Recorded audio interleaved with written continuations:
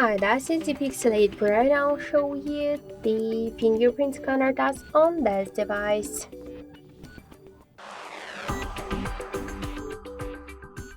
So I just set up my fingerprint to the scanner here on the lock screen, and now I'll make a couple of tries to unlock the device with my fingerprint, and we'll see how fast this option is and that it works.